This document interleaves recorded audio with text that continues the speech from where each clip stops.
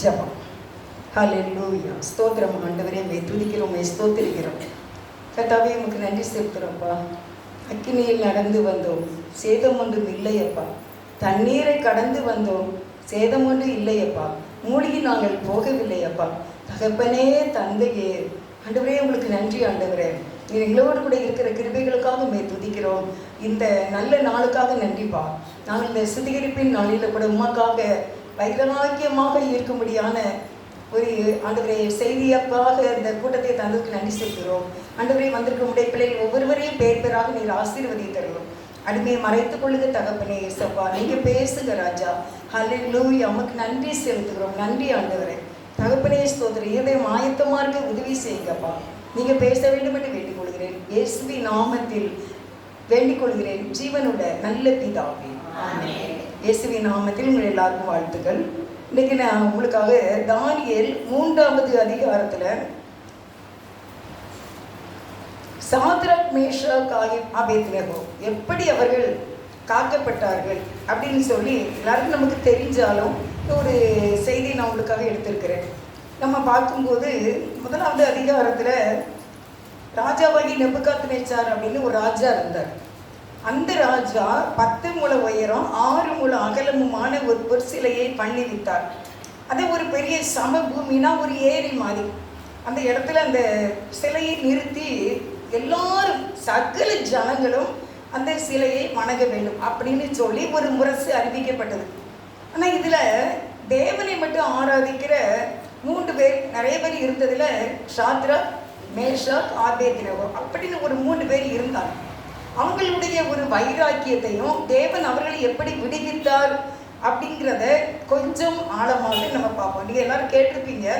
இருந்தாலும் இன்றைக்கு நம்ம அவருக்குள்ள ஒரு வைராக்கியமாக இருக்கும்போது தேவன் எப்படி நமக்குள்ள வந்து செயலாற்றுகிறார் அப்படிங்கிறத குறித்து நம்ம பார்க்கலாம்.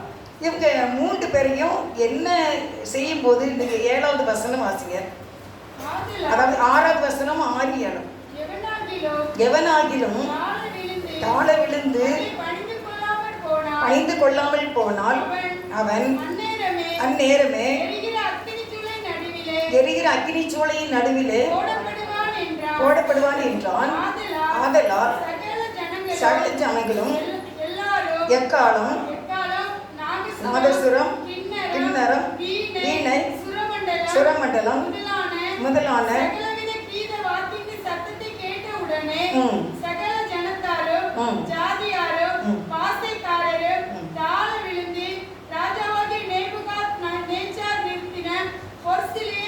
பணிந்து கொண்டார்கள். இதை எல்லாரும் பணிந்து கொள்ள வேண்டும். ஆனால் இதில் இந்த சாத்ராக், மேஷாக், ஆபேத்நேகோ மட்டும் அந்த சிலையை நாங்கள் பணிந்து கொள்ள மாட்டோம் என்று சொன்னார்கள். இது எப்படி அப்படின்னா, என்னை இதை பணிந்து கொள்ளல் அப்படின்னா என்னுடைய கைக்கு உங்களை தப்புவிக்க போகிறவன் யார் அப்படின்னு சொல்லி இந்த ராஜா கேட்குறாரு. அந்த கேட்குற வசனம் வந்து எதுனா 10வது வசனம். ஆனால் அதுக்கு அவங்க 16வது வசனத்தில் அவங்க என்ன சொல்கிறாங்கன்னு பாருங்கள்.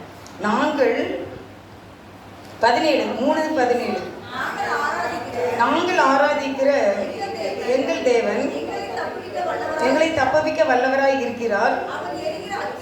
அவர் எரிகிற அக்கினி சூளைக்கும் ராஜாவாகிய உம்முடைய கைக்கும் நீங்கள் ஆக்கி விடுவிப்பார். அதாவது என்ன சொல்றாங்க அப்படின்னா, நாங்கள் 3 பேரும் இதை என்ன செய்ய வேண்டியதில்லை, வணங்க வேண்டிய அவசியம் இல்லை, நாங்கள் இதை வணங்க மாட்டோம் அப்படின்னு சொல்லிட்டு சொல்றாங்க. அப்போ ராஜா என்ன சொல்றாரு, இவங்க என்ன சொல்றாங்கன்னா, எங்கள் தேவன் எங்களை விடுவிப்பார். இந்த எரிந்து கொண்டு இருக்கிற அக்கினி சூளையும் உம்முடைய கைக்கு எங்களை விடுவிப்பார். அவங்க 3 பேரையும் கட்டுண்டவர்களாக உள்ளே போடுகிறார்கள். அவங்களை எப்படி கட்டியிருப்பாங்க அப்படின்னு நீங்கள் நினைக்கிங்க? இந்த 3 பேரையும் கட்டுனாங்கல்ல, அது எப்படி கட்டுனாங்க? யாருக்காவது அவங்களை எப்படி கட்டுண்டவர்களாக உள்ளே விழுந்தார்கள் அப்படின்றது எப்படி அந்த கட்டுனாங்க அப்படின்னு இது உங்களுக்கு சொல்ல தெரியுமா? அதாவது 20வது வசனத்தை வாசிங்க. 20. சாத்ராக், மேஷாக், ஆபேத்நேகோ என்பவர்களை எரிகிற அக்கினி சூளையிலே போடுவதற்கு அவர்களை கட்டும்படி கட்டளையிட்டான். அவர்கள் 3 பேரையும் பலசாலிகள் வந்து கட்டினாங்க. எப்படி கட்டினாங்க? உங்களுக்கு கற்பனையில் ஏதாவது தெரியுதா?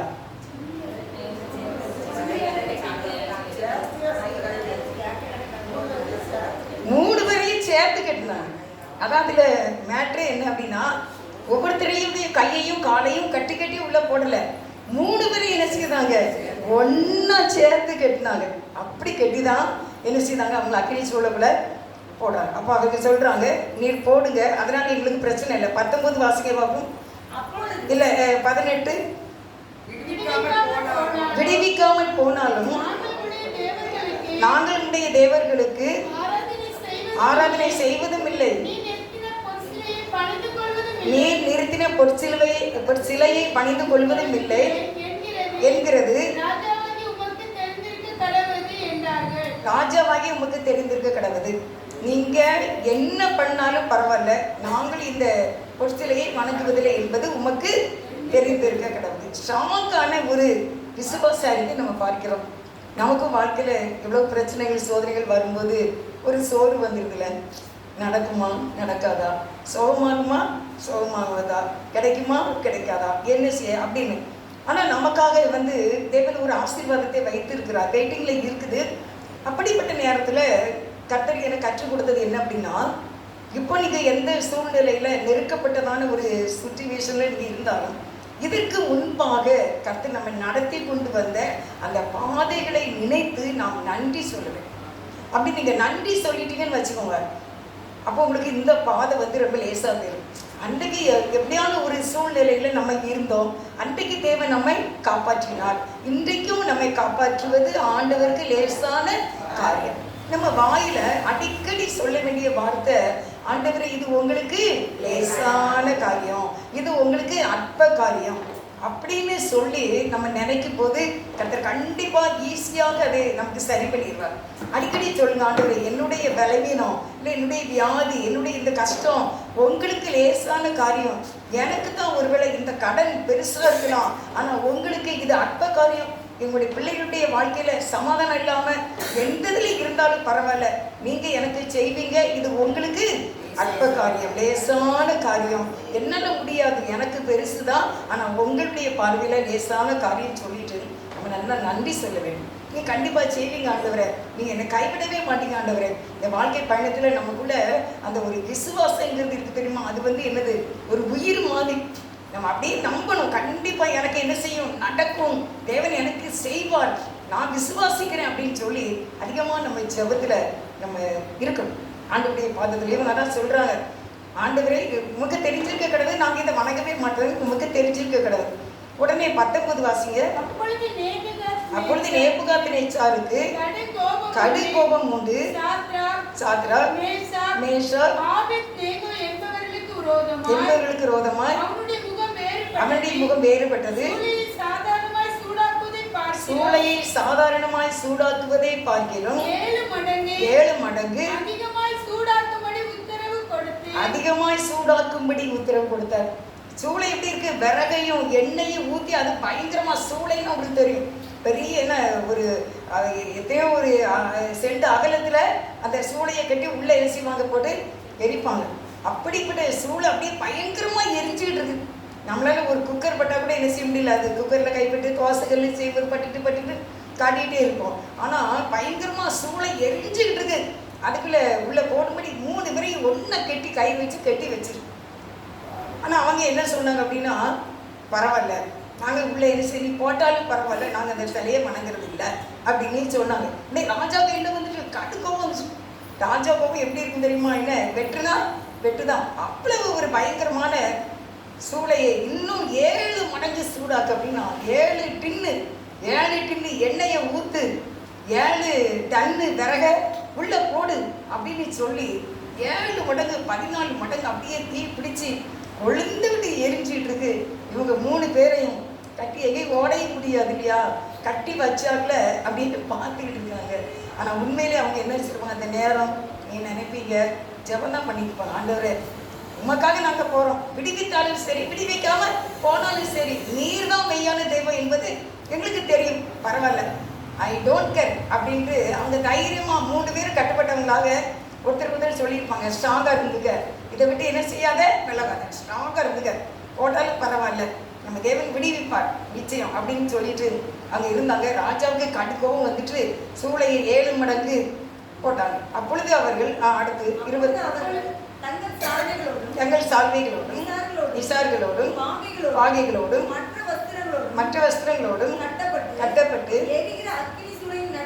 போடப்பட்டார்கள். என்னென்ன ட்ரெஸ்ஸு போட்டிருக்காங்களோ அந்த ட்ரெஸ்ஸோட அப்படியே தூக்கி அக்கினி சூளையின் எதிர போட்டாங்களாமா, நடுவில், கரெக்டாக நடுவில் கொண்டு போட்டு, ஓரத்தில் போட்டால் ஓடி வந்துடுவானுங்க. அதனால என்ன செய்ய, நடுவில் கொண்டு போடு அப்படின்னு சொல்லிட்டாங்க. ஒருவேளை நம்ம வாழ்க்கையில் கூட சில நேரத்தில் அக்னி சூளையில் இருக்கிற மாதிரி இருந்திருக்கோமா? இருந்திருக்கோம். மனப்பயம், திகில், கலக்கம். ஆனால் ஆண்டவர் கண்டிப்பாக தூக்கி வந்து நம்மளை விட்டுருவார். அதான் விசுவாசம். தைரியமாக இருக்கணும். தேவன் உயிர் உள்ளவராக ஜீவிக்கிறவராக நம்மை பார்த்து கொண்டே இருக்கிறார். ஆண்டவர் பார்த்துக்கிட்டே இருப்பார். அக்கினிக்குள்ளே போடு வரைக்கும் பார்த்துக்கிட்டு தான் இருந்தாங்க ஏசப்பா. அங்கனே தான் நின்றுக்கிட்டே இருந்தாங்க. நம்முடைய விசுவாசம் உறுதியாக இருந்ததுனால அவங்க காப்பாற்றப்பட்டார்கள். அடுத்து நம்ம பார்ப்போம். நம்மளும் அப்படியே விசுவாசமாக இருக்க வேண்டும். என்ன நாளும் பரவாயில்ல, என் தேவன் என்னை விடுவிப்பார். எனக்கு அவரே தான் தேவன். என்ன சோறு வந்தாலும் நான் அவரை மட்டும் விட மாட்டேன் அப்படின்னு உறுதியாக நாம் நிற்க வேண்டும். அடுத்த வசனம் பாருங்க, 22. ராஜாவின் கட்டளை கடுமையாக இருந்தபடியினாலும் சூளை மிகவும் சூடாக்கப்பட்டபடியினாலும் அக்கினி ஜுவாலையானது சாத்ராக், மேஷாக்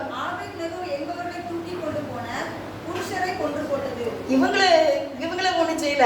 இவங்களை தூக்கிட்டு போனாங்க தெரியுமா? அவங்க எல்லாம் செத்து போயிட்டாங்க. இந்த அக்கினி கிட்ட நடுவுல கொண்டு போடணும்ல, அப்படி போன அவங்கெல்லாம் செத்து போயிட்டாங்க. ஆனா இவங்க உள்ளே போடப்பட்டார்கள். அடுத்த வசனம் வாசிங்க, 23.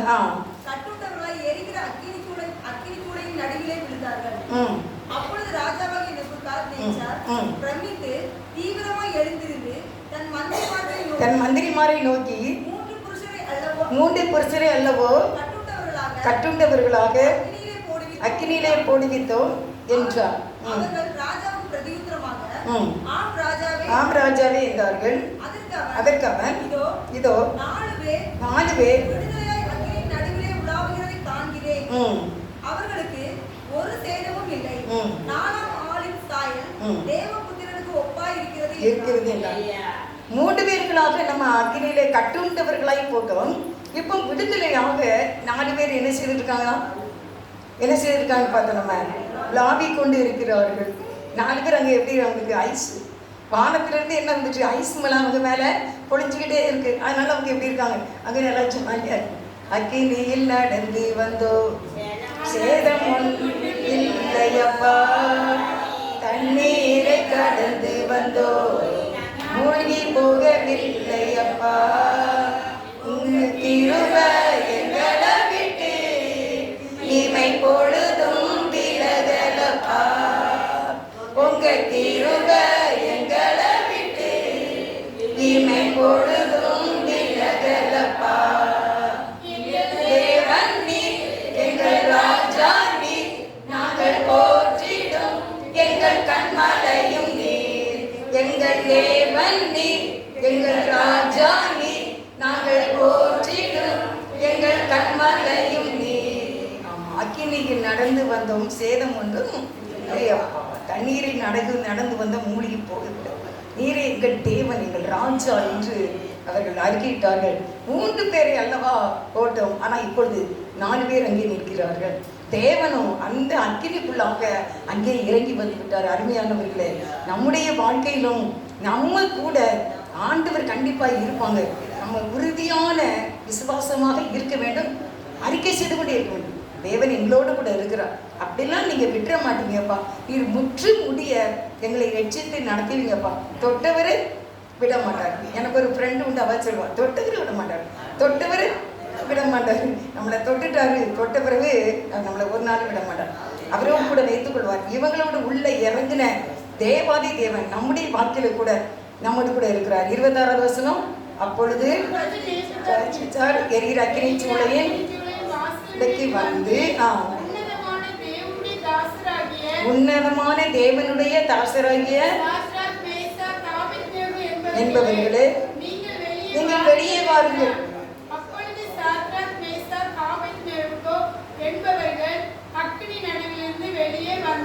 வெளியே வந்துட்டாங்க. அக்கினி நடுவில் நீங்கள் வெளியே வாருங்கள். அவங்க உயிரோடு இருக்காங்க. சாத்ராக், மேஷாக், ஆபேத்நேகோ, நீங்கள் வெளியே வாருங்கள் அப்படின்னு சொல்லி இவங்க எப்படி வந்திருப்பாங்க? கம்பீரமாக வந்திருப்பாங்க. அந்த இருதயத்தில் உள்ள இந்த ஒரு பயங்கர பேத்து தான் இன்றைக்கி நம்ம கூட அப்படி கட்டப்பட்டதான ஒரு சூழ்நிலையில் நம்ம வீட்டில் யார் இருந்தாலும் சரி, எது இருந்தாலும் சரி, இந்த நோயாக எந்த ஒரு காரியமாக இருந்தாலும் இந்த வசனத்தை இன்றைக்கி கேட்கிற நீங்கள் இருதயத்தில் ஒரு பயங்கர பெய்த்தாக இருக்கணும். நானும் கட்டு இல்லாதபடிக்கு வெளியே வருவேன். எனக்கு இருக்கிற கட்டு இன்றைக்கு அறுபட்டு விட்டது. கர்த்தர் என் கட்டுகளை அறுக்கவே வந்தார். அவர் என்னோடு கூட இருக்கின்றார், நம்மோடு கூட இருக்கின்றார். கண்டிப்பாக இவங்களை வெளியே கொண்டு வந்த தேவாதி தேவன் நம்மை கொண்டு வருவார். அந்த ராஜா சொல்றாரு. அதுக்கப்புறம் உள்ள வசனத்தை பாருங்க, 27வது வசனம். தேசாதிபதிகளும் அதிகாரிகளும் தலைவரும் ராஜாவின் மந்திரிகளும் கூடி வந்து அந்த புருஷருடைய சரீரங்களின் மேல் அக்கினி பலன் செய்யாமலும் அவருடைய தலைமையில் கருகாமலும் அவருடைய சாவைகள் சேதப்படாமலும் மனம் வீசாமல் இருந்ததை கண்டார்கள். தேசாதிபதிகள் மந்திரிமார்கள் எல்லாரும் ஓடி வந்து பார்க்காம இவங்க 3 பேர் மேல அந்த தீயினுடைய வாசம் கூட இல்லை. முடி என்ன செய்யல, கருகல, எதுவுமே இல்லை, எந்த சேதம் இல்லாம நேச்சுரலா இருக்காங்க. நம்ம நினைச்சு பார்த்தா அழகா கூட இருந்திருப்பாங்க. ஏன்னா ஆண்டவர் அவர்களோடு கூட உலாகினபடியினால் நீங்கள் சோர்ந்தே போகாது. நிச்சயமா நம்ம தேவன் விடுவிக்கிறவர், கட்டுகளை அறுக்கிறவர். அவர் நம்மை விடுதலை ஆக்கி நம்மளை சந்தோஷப்படுத்துகிறவர். நம்மளை சந்தோஷப்படுத்துறதுல தான் ஆண்டவருக்கு சந்தோஷம். அவர் நம்மளை சஞ்சலப்படுத்தி பார்க்கிற தேவன் கிடையவே கிடையாது. நம்ம பிள்ளைய நம்ம அளவிடுறோமா, நம்ம குழந்தைகளை பேரம்பேத்தி நம்ம அளவிடுறோமா, என்னத்தையாவது கொடுத்தாவது அந்த அழுகை நம்ம நிப்பாட்ட வைக்கும். அப்போ நம்முடைய ஜீவனுள்ள தேவன் நம்மை உண்டாக்கி உருவாக்கின வரும். நம்ம அழுதுகிட்டே இருக்கணும் அப்படின்னு இருக்க மாட்டாங்க. ஆண்டவர் நம்முடைய கட்டுகளையும் அறுக்கக்கூடியவராக இருக்கிறார். 28வது வசனம் வாசிப்போம். அப்பொழுது நேபுகாத்நேச்சார் வசனித்து என்பவர்களுடைய தேவனுக்கு ஸ்தோத்திரம்.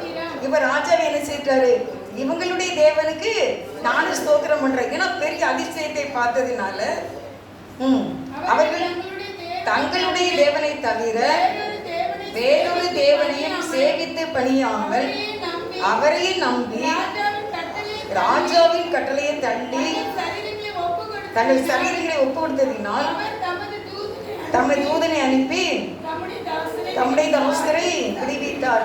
ராஜாவே சொல்றார். எவ்வளவு கோபம், கட்டு கோபம் வந்து 7 மடங்கு சூடு ஆக்குன அவரு கூட சொல்றாரு, இப்படிப்பட்ட ஒரு தேவன், இவருக்கு ஸ்தோத்திரம்.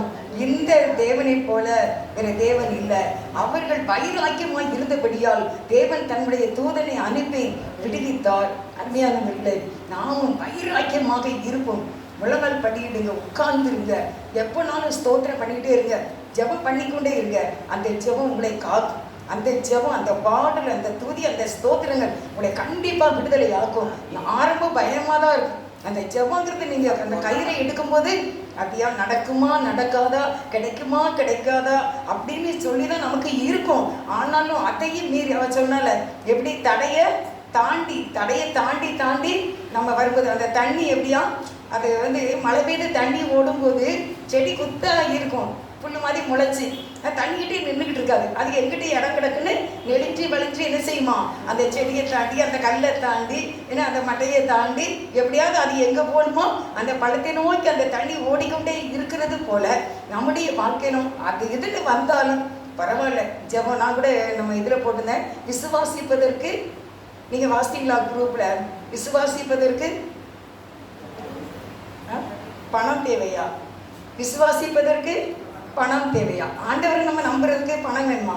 இல்லை, நம்புறதுல என்ன, நம்ம நம்புவோம். இந்த நாளில் என்னுடைய இந்த சாத்ராக் மேஷாக் ஆபேத்தினுடைய கட்டுகளை அறுத்து அவர்களை விடுதலை ஆக்கின தேவாதி தேவன் எங்களையும் விடுவிப்பார், எங்கள் பிள்ளைகளையும் விடுவிப்பார், என்னையும் விடுவிப்பார். சாத்தானுடைய கற்று இருந்தால், எந்த செய்வன பில்லி சூனியமாக இருந்தாலும், எந்த நோய்களாக இருந்தாலும், பொறாமைகளாக இருந்தாலும், எந்த கடன் பாரங்களாக இருந்தாலும், சமாதானம் இல்லாமல் இருந்தாலும் எல்லாவற்றையும் சரி செய்து அந்த நேர்த்தியாக நம்மை நடத்தி விடுதலை தர அவர் வல்லமையுள்ளவராக இருக்கிறார். அடுத்த வசனம் வாசிங்க, 29. ஆதலால் எங்களுடைய தேவனுக்கு விரோதமாக தூஷண வார்த்தையை சொல்லுகிற எந்த ஜனத்தானும் எந்த ஜாதியானும் எந்த பாஷைக்காரனும் துண்டித்து போடப்படுவான், அவன் வீடு எரிகலமாக்கப்படும் என்று என்னாலே தீர்மானிக்கப்படுகிறது. இவ்விதமாய் ரட்சிக்கத்தக்க தேவன் வேறு ரட்சிக்கத்தக்க தேவன் வேறு ஒருவரும் இல்லை. ஏன்னா மற்ற யாராவது இந்த தேவனை பற்றி ஏதாவது சொன்னேன்னா அவன் என்ன செய்ய, அவனை துண்டித்து போட கடவன். ஏன்னா நம்ம ஜீவனுள்ள தேவனாகிய கர்த்தராகிய இயேசு கிறிஸ்து அவ்வளவு பெரியவராய் அங்கே வந்தார். அவர் பட்சபாதம் உள்ளவர் அல்ல.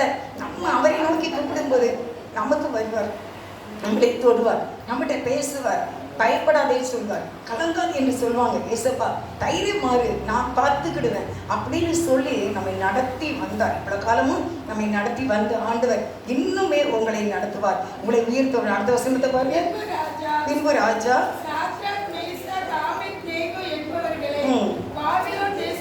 பாபிலோன் தேசத்திலே உயர்த்தினார்.